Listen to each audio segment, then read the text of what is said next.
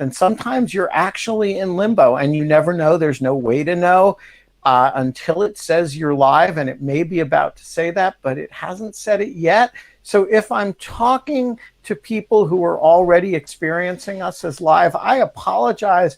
Write to YouTube and say, improve your user interface so that this long latency period doesn't happen anymore. In the meantime, I am just hanging out here in the limbo of, I don't know, the babies who do not know whether they're ever going to get to heaven or whatever. You're live on YouTube. I am? Yeah, according to Rob Hilton. Well, in that case, let me say, and despite what YouTube has informed me, in fact, YouTube has said live streaming is not available right now, but YouTube is lying because we are live. It is Tuesday, July 28th, 2020. Our tech is at its usual level of excellence. It is 5:02 p.m. The lateness is the fault of YouTube, not Kate, not me, not Crowdcast. We are not allowed to have fun anymore. But in lieu of fun, we have multiple congressional hearings going on today. A big one going on today, another big one going on tomorrow, both related to tech companies. And we also had Bill Barr testify before the House Judiciary Committee. So we decided we were going to split up the show.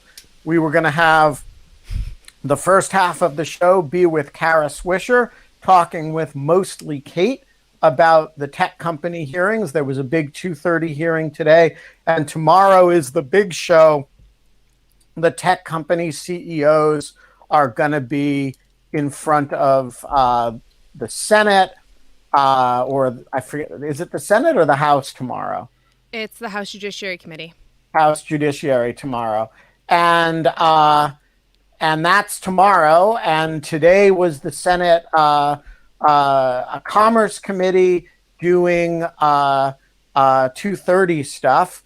And then in the second half of the hour, we're going to be joined by Matt Miller, former spokesman of the Justice Department, and my MSNBC colleague, who is going to talk with us about the Bill Barr testimony, which took place today, ended an hour ago, and I'll be interested whether his perceptions of that were similar to mine. The only problem with this plan is that Kara Swisher is not yet with us. So we're just going to vamp until then. Kate, tell us about the two hearings, the one today and the one tomorrow. Yeah, so we've talked, there's been some conversation in lieu of fun already about kind of the executive order that on social media and conservative bias in social media that has came down. The DOJ has kind of had not a hearing, but like a teaching hearing, or like a day of individuals like meeting and having panels on Section 230 before the pandemic. And there's just kind of been this tilt towards this issue for a while. From watching the hearing today, it just seemed like that was continuing. It was almost like very sad that they brought in a number of really smart people, Jeff Kosef, Olivia Sylvain, a number of other kind of experts on Section 230 that know it backwards and forwards and left and right. And there was just kind of, the whole thing was like, I have more of a comment than a question. Like, they just didn't ask a lot of really smart, ask a lot of really smart kind of questions to the people who would know the best. And so it felt like a huge waste. And then, I don't know, it just was, I think it just kind of showed like how that combined with kind of the NTIA this week telling kind of coming out with how they're going to use the executive order and rulemaking just seems kind of like, I don't know, honestly, very weird and kind of like, why? You want to know what really actually like perplexes me, and maybe you'll have some insight on this from like from kind of a law and order perspective, or not law and order, a political perspective, Ben. Like, Republicans, like, are typically, I don't know, or used to be. There are two types of Republicans now, I would say, and they're like, but a lot of them are capitalists, like a lot of kind of the Manhattan banker, kind of like trader, traditional Republican type of thing, who surely have made a ton of money in tech and the continuation of tech being kind of like being at the heights that it's at. Yet, like, you have Trump's entire administration seeming to want to tear down tech, and they can't be just doing it for like the 38% of their base. That seems like such a terrible long-term strategy to like piss off. Like, why right? can't they? Well, I'm not sure that's right. Why can't they be doing it?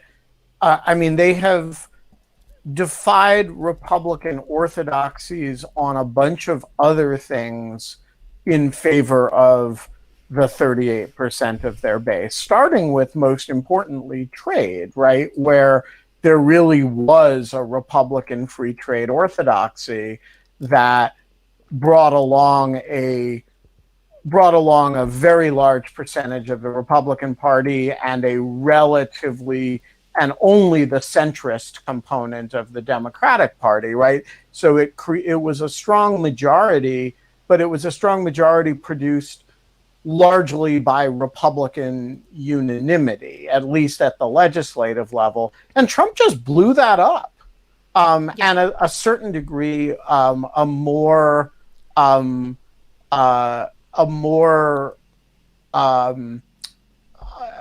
to a certain degree, the kind of internationalism that people associate with the neoconservative world was kind of the foreign policy orthodoxy of the Republican Party for a long time.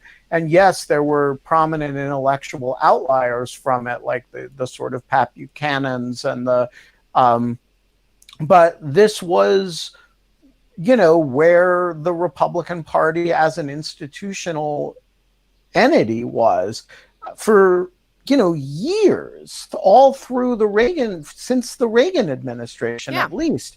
And I don't think that, and it never had the majority of the base support, which was why it was a matter of some tension. But the party inflicted or imposed a certain degree of discipline about it, and that discipline has fallen apart. And so I guess my question is, why should this be any different? Yeah, I guess I'm kind of, and I don't know. It just seems as if at this point in the game, it seems like a weird stage for them to be making this push, I guess.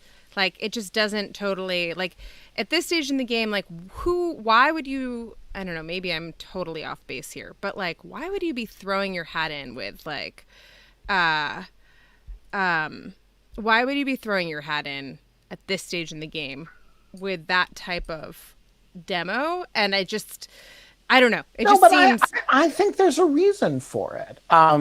I think, without being, I have no sympathy with it, but let's try to, I don't think it's too difficult to get inside the head of. The tech companies are broadly unpopular, although people have a kind of love-hate relationship. It's, but this is, by the way, a cross-party. It's not, people's attitude toward the yeah, that's actually the cross-party thing is actually, so not to interrupt you, but like the cross-party thing, I think, is the big thing. Yeah, people don't like the tech companies, and yet they're highly reliant on them and use them constantly.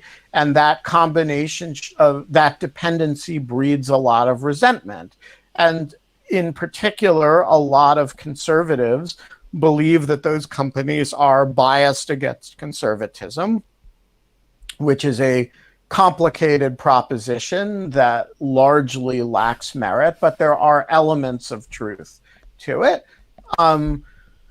And so if you and one of the major themes of the contemporary Republican Party, the sort of Trumpist Republican Party, is the alignment that we will protect you from these entities that think ill of you and discriminate against you, whether it's whether it's the war on Christmas or the media or the universities or the tech companies. And so having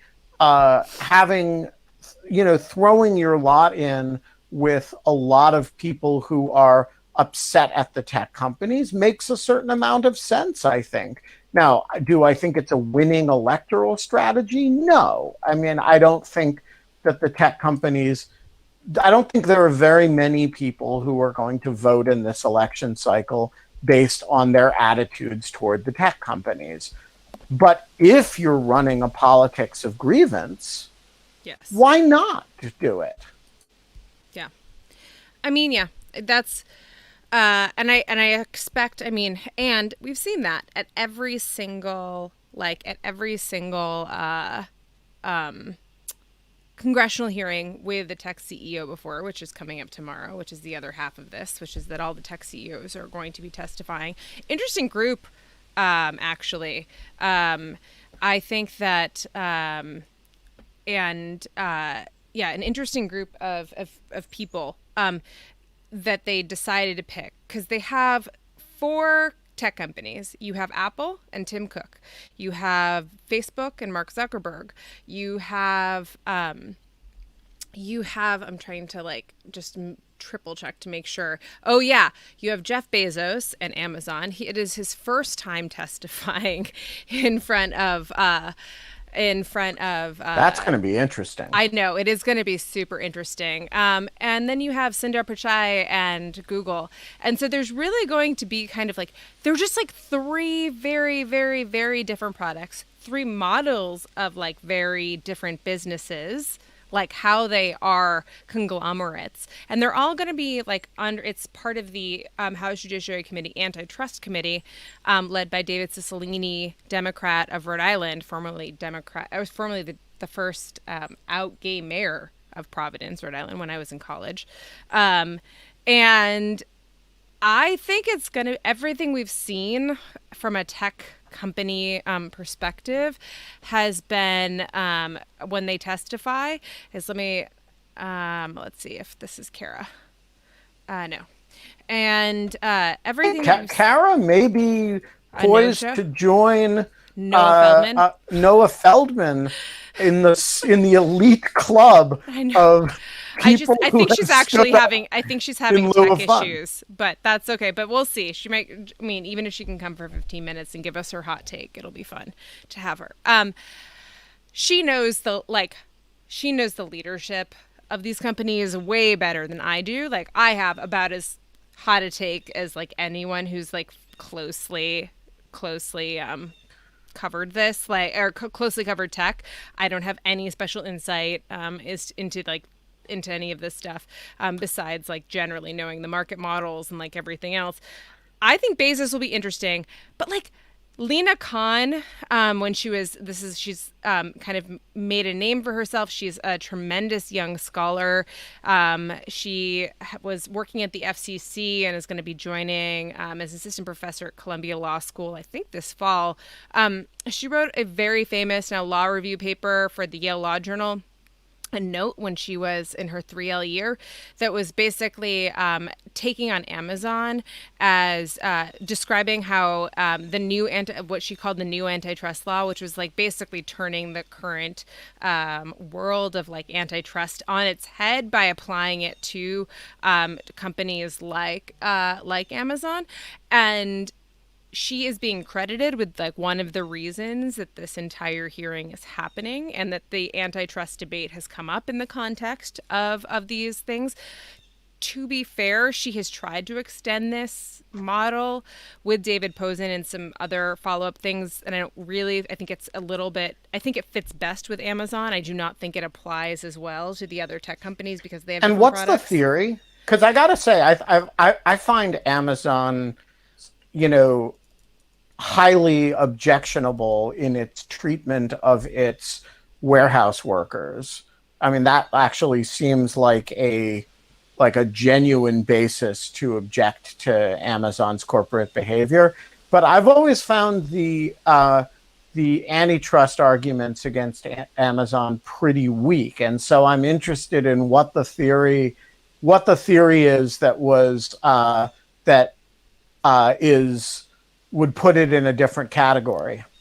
Yeah, so there's a great New York Times article. They did a feature on Lena and her article.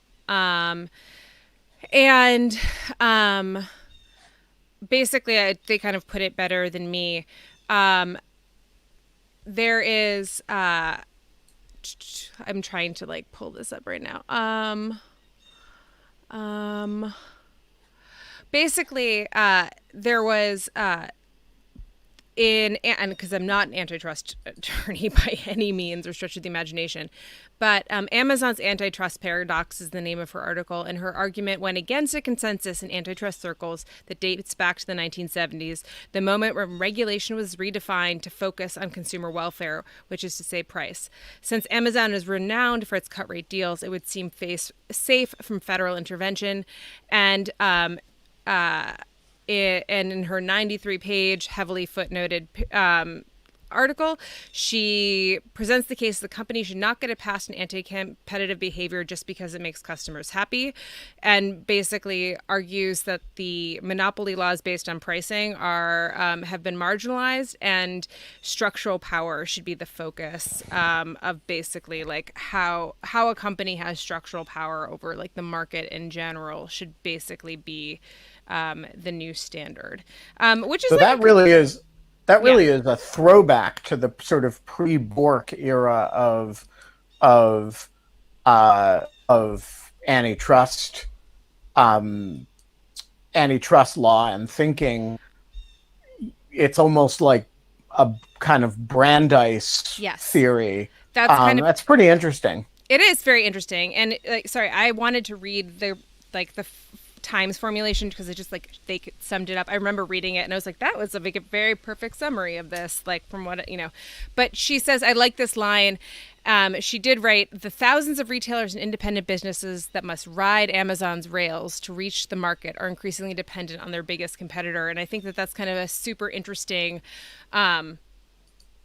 railroad progressive era type arguments, similar to ones that Sabeel Rahman makes in some of his progressive era kind of books. But anyways, so she's been at the fore of this, and that is if you look at, you can't make a monopoly price argument for Facebook because Facebook is free, for all of us, except for our data.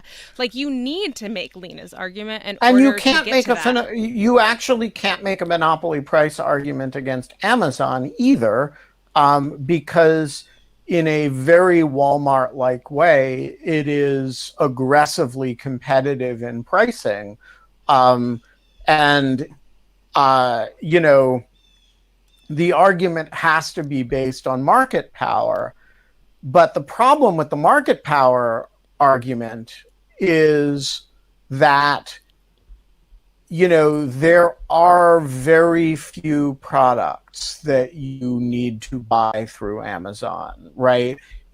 Almost all products can be ordered from a competitor online, and the vast majority of products can be purchased in brick and mortar stores in local communities around the country as well. And so if you evaluate it in traditional antitrust terms, what is it doing? It's actually providing a competitive consumer space in which consumers do better. And as Joyce rightly puts it in the chat, many people would not have survived this pandemic without Amazon. It is actually providing a service. In addition, and this is one is complicated, it is providing a service to those who would compete with it by creating a platform that they can use to sell their stuff. And so now it, of course, takes a cut of that. But I think if you evaluate Amazon in kind of very traditional antitrust terms, particularly the sort of post-antitrust paradox terms of the Bork era, which kind of became a kind of orthodoxy in the 80s and 90s, Amazon is not a competitive problem. If you think about it in more structural terms, it's a much more complicated question, and I do think there's reasons to be anxious about Amazon. And I was unaware of Lena's article, but the other person who has made a very strong anti-Amazon case is Frankie Foer, the former editor of the New Republic and the Atlantic writer who wrote a very kind of Brandeis-inflected book about big tech that was basically about the curse of bigness. Yes. So I think that we are officially ghosted by Kara Swisher. I think we have been ghosted by Kara Swisher, who joins Noah Feldman as the only person in the only two people in the history of In Lieu of Fun to actually stand us up. Now, here's the real question is, will Matt Miller, who is going to join for the second half of the show, will he also stand us up? That would be devastating if we were like ditched for the prom by two separate dates on the same day. We always have each other, Ben. We do. At least. But I don't see any sign of Kara Swisher. And actually this is sort of worse than Noah Feldman, because Noah, I think, just kind of forgot about us that day, and he had been scheduled in advance. But Kara was texting with Kate like minutes before she was supposed to be here. I think she might have had some tech issues. It's okay. We won't blame Kara for this. We're gonna pretend to take it really personally and be absolutely devastated by it. In fact, the reality is that shit happens when you're producing a show on your own, in real time, mostly dealing with people who have real day jobs. Not that Kate and I don't have real day jobs. I was just going to say, I'm very tired. Other people who have real day jobs. Catherine Nihilus points out that it would be ironic if Kara Swisher had tech issues. Wait a minute, that may be her. No, it's not. Are we going to do that the whole time? I think we're going to do that for the whole hour. Every time a new person shows up, we're going to be like, "Oh, is that Kara?" This is actually I will quickly give my before hopefully Mike shows up, or Matt shows up. Sorry, I was looking at another name. Before Matt shows up, I will give I think that they're going to grill Bezos on the fact that the Amazon left a bunch of questions open around the idea that Amazon isn't using the data that it collects from third-party vendors to kind of launch competing products on its platform. They said that, like, the person who testified before the House Judiciary Committee previously said for Amazon said that they didn't do that, and now Bezos is coming in, and that has, like, there have been ample leaks and various types of information that we have that was not true. So I think that they're going to they think that that's going to be one of the first questions for him. I think that there might be some discussion of the oversight board to Zuckerberg. And I think that they might check in on Libra. I think that they might, they're going to definitely ask about political ads. I don't know. I think, and then Apple, I know that they're going to ask about the App Store and its huge profit margin and the fact that they soak people in percentages and they're one of the only games in town. And then I don't know what they're gonna do about Google, except that like Google owns everything. Only like Google like is like, you know, I don't know, is everything. Alphabet is everything. I love that they tried to rebrand that and just like has not stuck. Like no one will call it Alphabet. Like no one. Like, and yeah, that really didn't work. It's like, yeah. I guess it's not New Coke level bad, but it is. You're too young to remember New Coke. I remember New Coke, Crystal Pepsi, Crystal Pepsi too. Do you remember Crystal Pepsi? I don't remember Crystal Pepsi. How could you not remember Crystal Pepsi? It was like the color of Sprite. It was clear, but it tasted like Coke. And it was so fucked up. Like people like couldn't handle it. People hated it. It didn't make much of an impression on me, but yes, I remember it. So we've put up the poll of the day asking what happened to Kara Swisher. Did she fall down? Wait, can you add one? Sure. Eaten by snakes. You misspelled Bezos. Too many Z's. It's okay. I apparently mispronounced Catherine Nias's name, and I probably just did it again. You did mispronounce it, but that's okay. We don't have producers here. We can't be expected to do anything. Eaten by snakes and stood us up intentionally and is giggling about it are Matthew Miller's here. We didn't get in a fierce competition. We're 1 for 2. We're 1 for 2. Okay, because Matthew Miller's here. Oh, Matthew Miller's here? Yeah, so we haven't been stood up by everybody. No, he is the new user B4. Oh, okay. We're gonna bring him in and talk about Bill Barr. Yay! And to Kara Swisher, wherever you may be, we of course wish you all the best and are not have no grudge, no ill will. We think you and Noah Feldman should like run off into the sunset together. Yeah, exactly, because you're the only ones who've ever done this. We are bringing in Matt Miller, who arrived on time. Matt, thank you for not standing us up like your co-guest. Yeah, I'm sorry to hear that. I would never stand you guys up. It's so good to see you. Well, we suspect that Kara may have had technical difficulties getting in, though that would be ironic given who she is. Yeah, right. But let's talk about Bill Barr. Because while I'm very excited. I'm getting a refill, but I can hear you. Okay. All right. So here's my gestalt question about the hearing. Did he kick the Democrats' ass, or does he only think he kicked the Democrats' ass? Here's the weird thing about these hearings. I prepped Eric Holder for a lot of these hearings.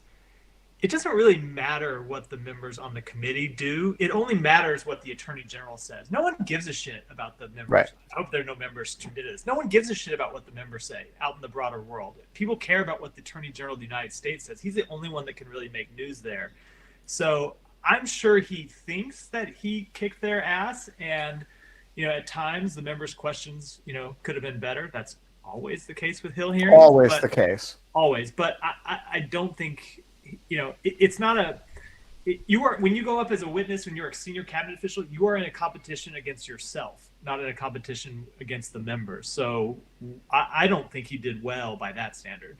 All right, so let's talk about that, because it seems to me he did well if and only if one condition is met, which is if people come to believe that the protests are fundamentally violent to the point that the degree of federal intervention is justified. I think he made a pretty compelling defense of that if you buy that fundamental point. If you don't, he sounds like an authoritarian. Yeah. And so my question is this a performance that is highly effective to a certain demographic who buys a certain narrative about the protests, or is it a performance that doesn't? And like, is this something where how you see it depends on what you believed coming in, or was this just a bad performance either way? Yeah, look, I think there's something to that. I think, but I don't think it's confined just to this question of whether you think an expanded federal response to the protests is warranted or not. It's really true for kind of everything said. If you have the kind of Bill Barr mindset, this Fox News mindset, which we've talked about on the show, you liked his responses on the protests. You liked his responses that more white people were killed by police than black people last year. The wording was really careful and really dishonest about that. It was 8 and 11 shot. Yeah, it was shot. More unarmed black. Yeah. 8 unarmed black men, I think, were shot, and 11 unarmed white men were shot. Guess what, America? There's a shitload more white men in this country than there are black men. Absolutely misleading and dishonest. So if you come into that hearing and you want to hear that Lisa Page and Pete Strzok and Bruce Orr and all this other nonsense, all these people committed crimes that John Durham is going to uncover and expose before the 2020 election, you probably liked what you saw from Bill Barr, I suspect. But if you're anyone on the left, you didn't like what you saw. And if you were anyone who just approaches, I think, these issues not from a partisan standpoint, but from a standpoint of there's a certain kind of level of decorum and integrity and honesty and nonpartisanship that you ought to expect from an attorney general when he appears before Congress or in any public setting. So just kind of one of those, let's call them Brookings Institute people. You probably didn't like this performance. All right, so I'm curious about a bunch of things about it. First of all, do you agree with me that Bill Barr thinks he did really well today? Yeah, I think he always thinks that. Although I will say, this was a very different Bill Barr than we have seen in any hearing or public appearance since he has become AG the second time around. I don't know about the first time around, in that he has this, I think he's usually a pretty effective communicator, in that he has this weird ability to say something that's kind of very aggressive factually, but he will say it in a tone of that is kind of not just matter of fact, but present it in a way where not only is what I'm saying indefensible, but how could you even question this? It's just so obviously, and it's so obviously not defensible, not indefensible. And that is, by the way, different than it used to be. So, like, I never knew Bill Barr well, but I used to call him sometimes when I was a reporter, and we would shoot the shit about things back when he was out of office, and during the Clinton administration mostly. And one of the things that I always found interesting about him, he was incredibly hard line, but he was really always open to being challenged about things, and he kind of enjoyed sparring, and he had a kind of fellow, well-met quality to him that you don't see a trace of now. I mean, the chairman of this committee was in a car accident this morning, and he didn't even pause to say, Chairman Nadler, I'm glad you're okay. Right? Like, yeah. Like he's in a hardcore culture warrior mode right now. Yeah, that's right. And by the way, I put in these AirPods because I saw some people saying they couldn't hear me, so hopefully that's fixed now. He came into this hearing spoiling for a fight. It was clear in the statement, that his prepared statement. It was pretty clear off the bat. I noticed that too, that Nadler makes a reference to this car accident, and Barr doesn't say anything about it.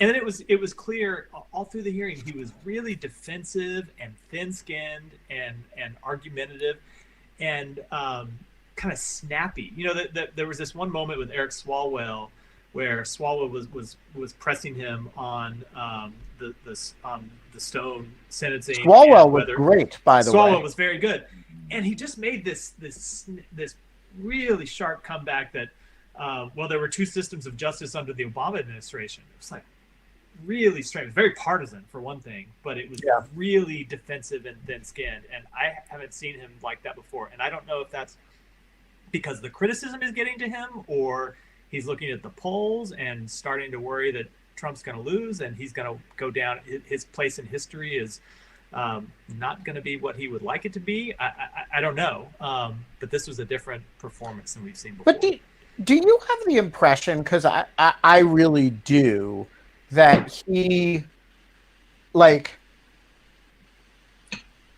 I have the sense that he believes all this shit that he's saying, which, you know, I guess shouldn't be a matter of surprise. One hopes that public officials, particularly senior level government officials who make the decisions, believe in the decisions that they're making.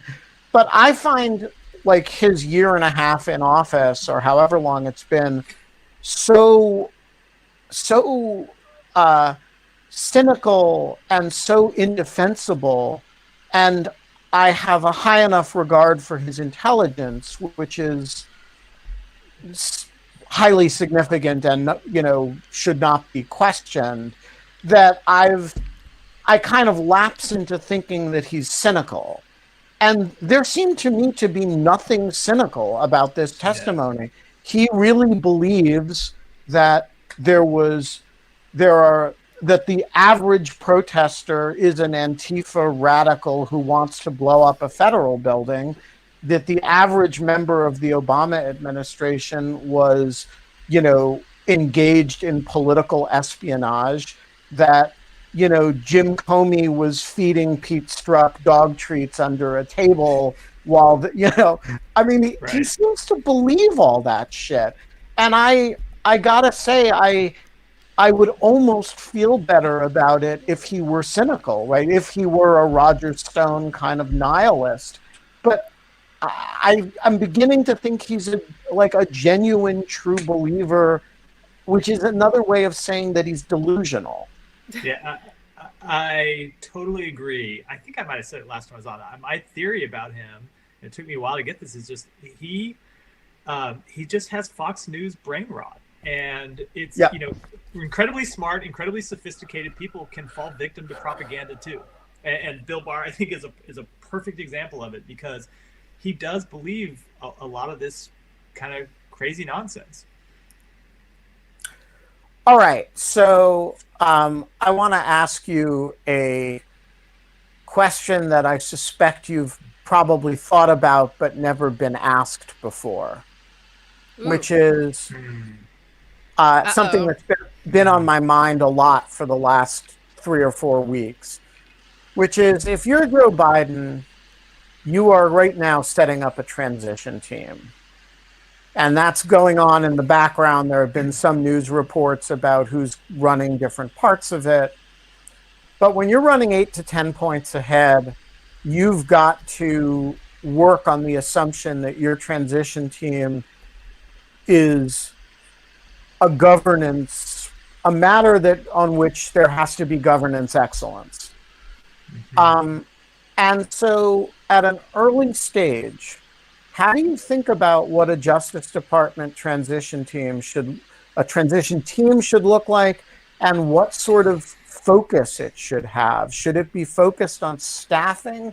Should it be focused on what are the policies that can be rescinded and replaced on day one, and with what? Like, what do you do? Like, if you were in charge of the Justice Department transition, what would it look like? What would it be doing? You're right. I have been thinking about this a lot. Partially because I was on the DOJ transition. I was on the DOJ transition team last time, and there are some parallels between last time and this time, in that the DOJ that we walked into was one that I think objectively had been politicized under Attorney General Gonzalez. Mukasey had fixed some of that, not all of it. and had been where a lot of the career staff had been demoralized, where the Civil Rights Division had been kind of gutted over the years. And so I know in the transition, what we did, and I think this is what Biden ought to focus on too, is you early on, like you were doing two things, kind of personnel and policy, and they are running on parallel tracks. Although a lot of the people who during the transition are looking at policy will eventually become the personnel implementing policy.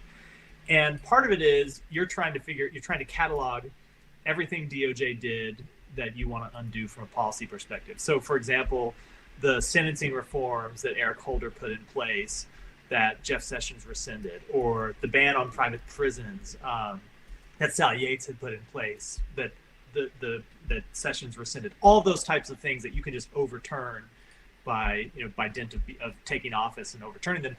You want to catalog all those and then come up with a plan for how you're going to do it, maybe even a time frame. These are the things we're going to do in 30 days, these are 60, these are first 6 months. And then at the same time, personnel. And then there's this, I think, trickier question that's tricky from a political perspective, and it's also tricky from a DOJ White House perspective, in terms of the DOJ independence, which is, what do you do about kind of Trump administration corruption, malfeasance, criminality, if you want to call it that? How do you think about that, and how do you think about how DOJ approaches that? And that's an issue we had to deal with because of torture, and we had to think about that a lot. But I think the next administration is going to have to think about it much more and what they do about it. Well, and with the biggest one being, what do you do about Trump himself? Right, and which is, of course, I think something the transition team probably shouldn't address. Yeah, it's really, that's really a bifurcated question. I think one for what do you do with the Mueller material, and that's a question where, assuming the Attorney General is not in principle opposed to proceeding, you want an actual pros memo from a team that looks at that material fresh. The second question. Let me interrupt to say it's Mueller. Yeah. I think you want to know what happened at the end of the SDNY campaign finance investigation. Why didn't you just want to know all that? Why didn't they proceed with other charges? Did they think they could indict the president but didn't because he was in office? What do we need to look at the Ukraine matter and whether that's worthy of a criminal inquiry? There are a number of them, I think. Right. So I think there's a two basket quality to it, right? There's the stuff that's legacy, Mueller, the SDNY investigation, etc. But then there's the stuff that is not legacy. That's all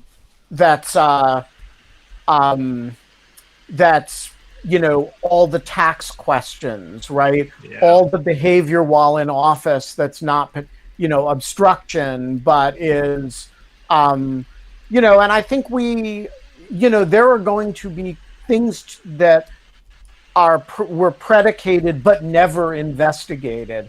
And the question, do you want to take how active do you want to be? And those are questions, I think, not for the transition, but really spiritual questions for the new AG. And it's why it's so important that you get an AG who's not political and who's somebody who, if he or she decides not to go forward with that stuff, can credibly say, here's what I decided, here's why. And similarly, if wants to go forward with some of that stuff, you're going to be confident that it'll be super evidence based. Yeah, it is such a hard question whether to pursue this stuff or not. I mean, the argument for doing it is obviously no one is above the law. There ought to be accountability. We need to send a message to future presidents. Kate, did we lose Matt? Oh. No, I'm still got him. No, we're good. Oh, so it's the problem seems to be on my end. Continue what Okay. you're saying, Matt. Yeah, I was saying that that you have to send a No, I message think to I think future Matt's presidents. Matt's internet connection is having a little trouble. No, your internet connection's got trouble. I can still hear Matt. I Everyone can see. see Matt. Well, why don't we go to our question, Sorry, our we'll guest questions? Well, Matt was in the middle of answering. Want to just let him finish his answer, and then we'll go to the guest questions, and I can take it since I can see everyone. Yeah. Can you hear me? Leyland, the floor is yours. Never mind. I'll suspend my answer. It was really smart, I'm sure. I know. Leyland, go ahead. Can you hear me? Okay. There. Great. Go ahead and ask your How's question. this? How's this? Great. Okay. We can hear you.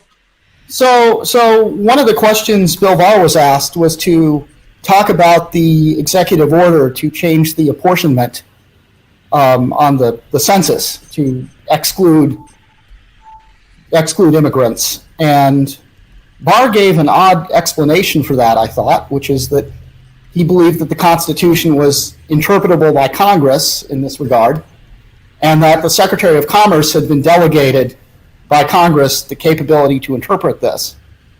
Though that was my understanding of his answer. I was just wondering if we could get some comments on it, and is there any legal merit whatsoever to this?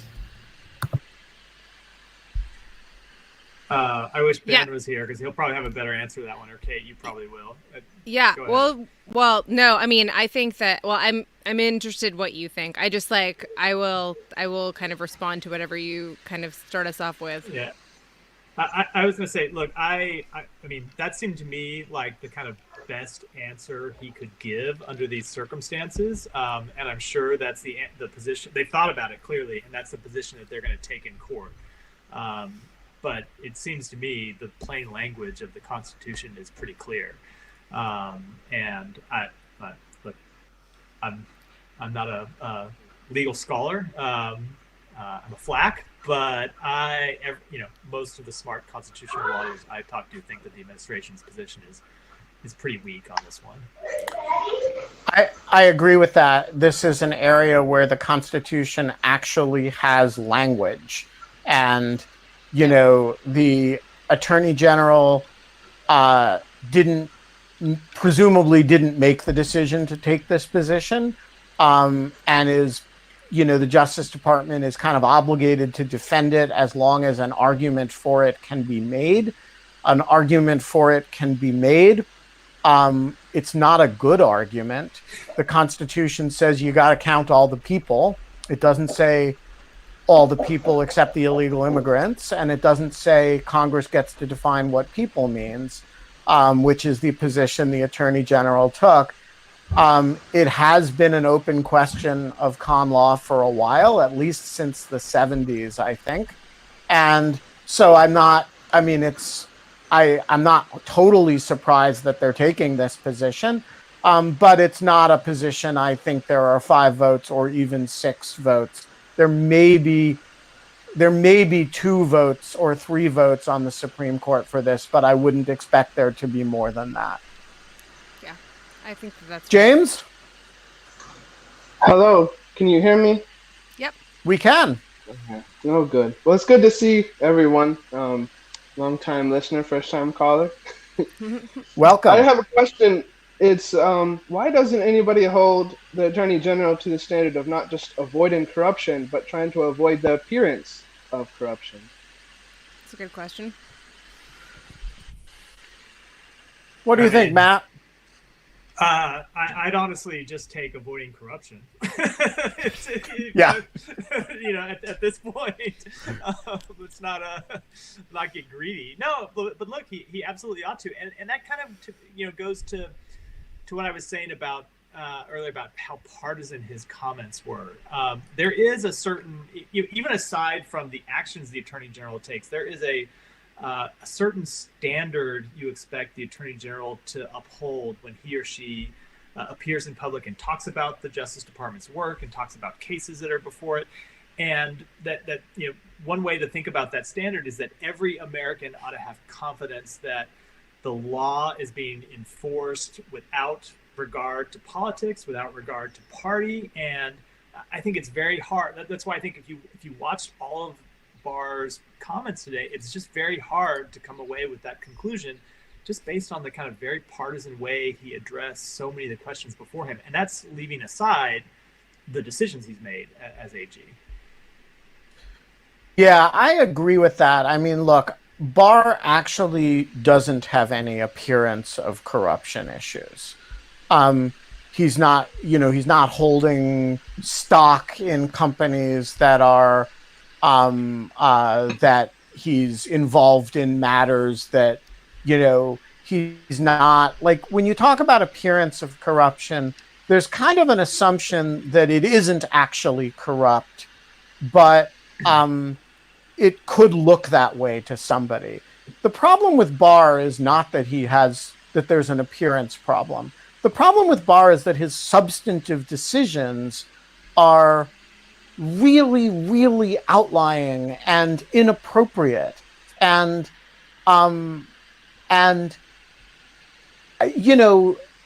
impossible to defend on the merits. And just like to give one example of that, Barr has talked repeatedly about the substance of the Durham investigation. He's teased conclusions from it. That is unheard of in the traditions of the Justice Department. To say we have a matter under investigation, here's kind of what I think happened. I don't want to say too much, but I've concluded that there was spying, which is, of course, a matter under investigation. Here are some things I'm concerned about. This is not the way the Attorney General behaves.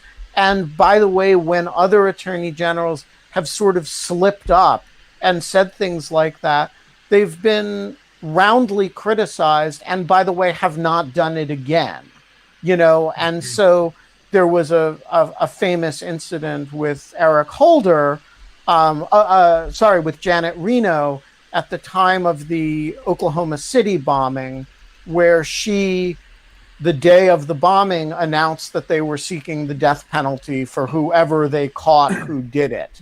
And that was considered wrong.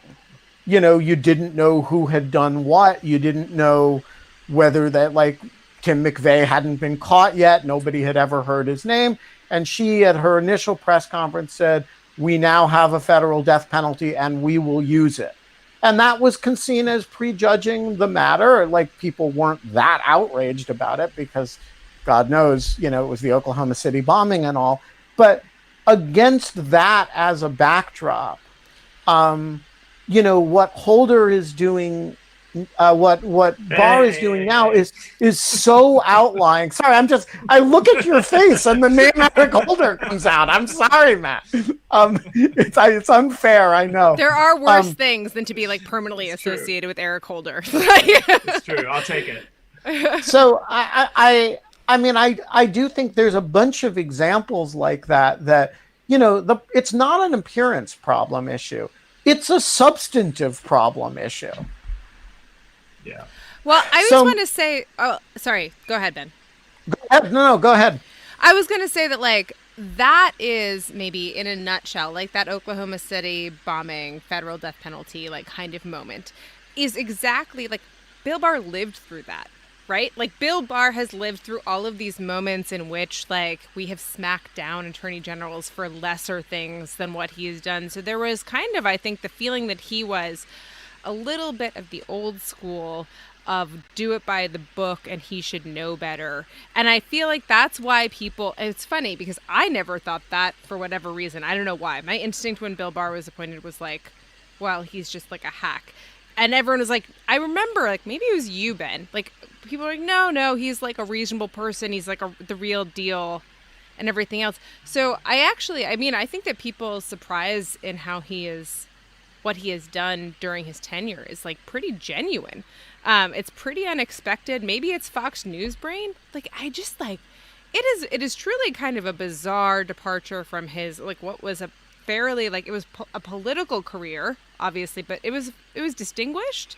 It was like a pretty respectable career, even though he was It was more than that. So okay. Look, I was one of the people who, when Bill Barr was nominated, I tentatively defended the nomination, and I wrote that this was, there were dangers of Bill Barr, but under the circumstances, I am relieved. And now the circumstance, I don't want to overstate my enthusiasm for him at the time, because as Matt will tell you, it was very contingent on the circumstances. And the circumstances were that the acting attorney general was Matthew Whitaker,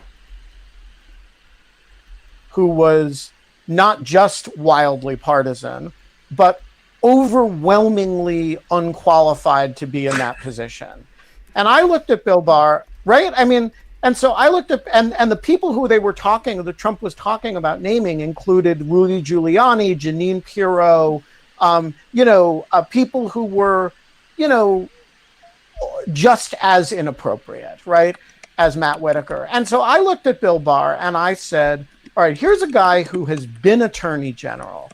He has been deputy attorney general. He has been the head of OLC, and he has been the general counsel of a major Fortune 500 company. This is somebody with a career. Yes, he had recommended the pardons of the Iran-Contra people. I did not consider that the worst sin in the world, given that investigation had gone on for 7 years.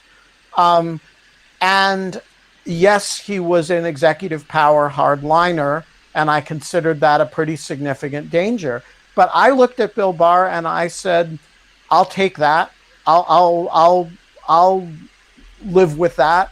And I am completely shocked by his behavior. And by the way, my view at the time, I'm the one who gets remembered associated with that view because I wrote it in The Atlantic.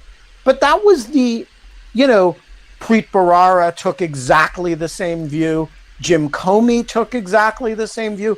I mean, that was the average kind of, the DOJ institutionalists were mostly relieved by that appointment. I saw that, Matt.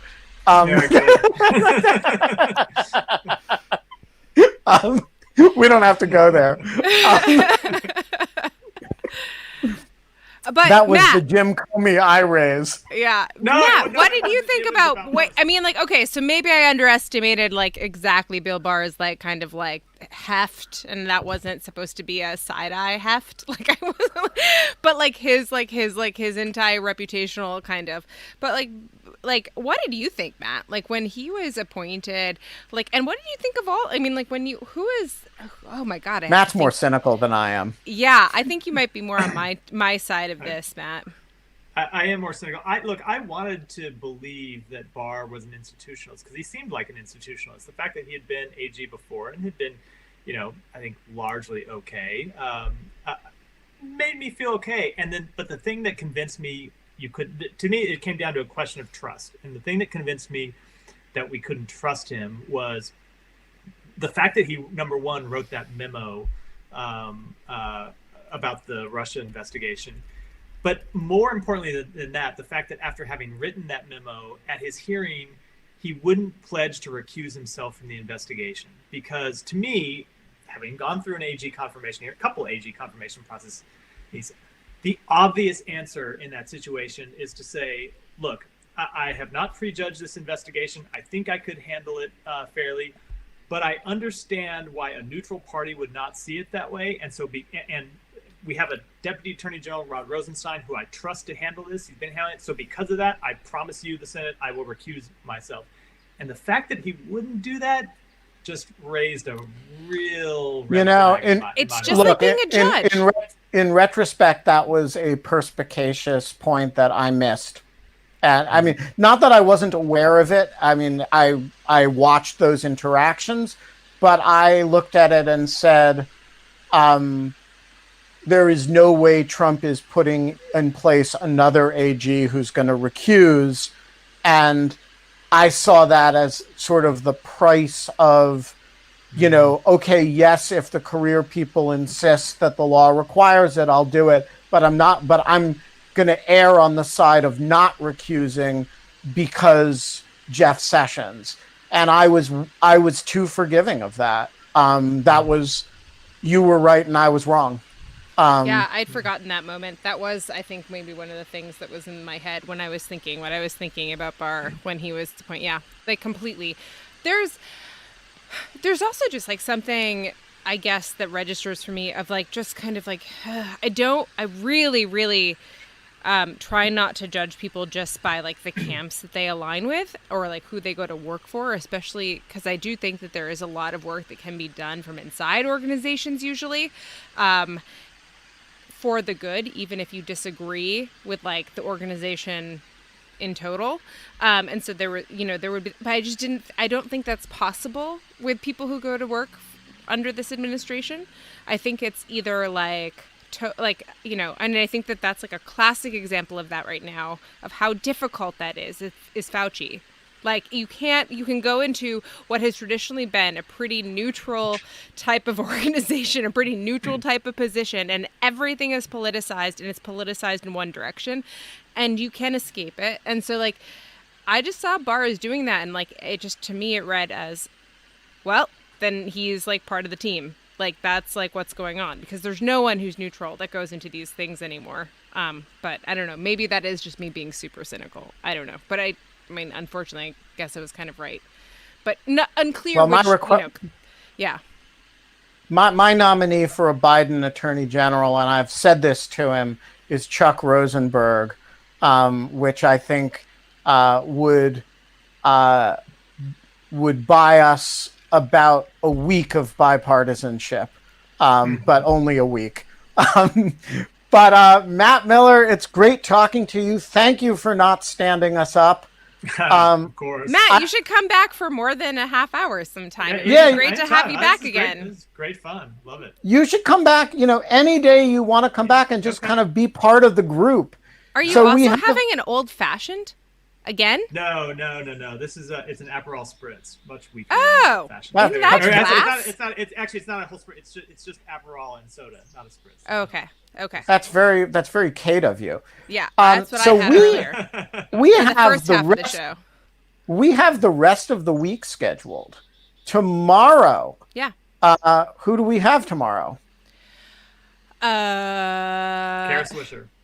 Kara Swisher. Evergreen. Like she's in penance. Kara texted me. She's really sorry. She's really, really sorry. She's not eaten by snakes. She's having a drink with Noah Feldman. So she was not eaten by snakes. Yeah. Wait, Tim Miller's tomorrow. Tim Miller is tomorrow. So we're back to back on the Miller's. Wallpaper. Yeah. The wallpaper. Yeah, and Matt, if you want to join us to shoot the shit with Tim Miller, Matt, come back we can tomorrow. have an all Miller episode. Yeah, Let us know. I'm a big Tim Miller fan. So yeah. I'm a big Tim Miller fan. He is emerging really as one of the country's best Chris Hitchens style essayists. He's savage and deep. And a good role for him because he was one of the most talented flacks, flack communicator on the Republican side, and has seen his career options in that world completely foreclosed. So this is a better space for him, I think, as a writer. He's part of the Sarah Longwell mafia that has about which Quinta Jurecic and I just wrote our Atlantic column today. So Thursday is Alexandra Petri, who is one of the most consistent viewer requests, humor writer for the Washington Post and all around very funny person. And Friday, Kate, we just booked, who did we book for Friday? Rosa Katie Brooks, Fang. right? No, Katie Fang, right. Katie Fang is, Rosa Brooks is next week. Yeah. So we have the week scheduled, and then we'll be in Saturday, and it'll be just us. I'll probably be at the cabin. And, until then, I guess it's my day to do the closeout, right? Yeah. Ben, what do we say? We're not allowed to have fun anymore. But in lieu of fun, you should spend your time wondering whether Bill Barr is marinating in the Fox News soup or a cynic. We'll see you tomorrow. Bye, guys. Nice to see you, Matt. Yeah, likewise. Thank you.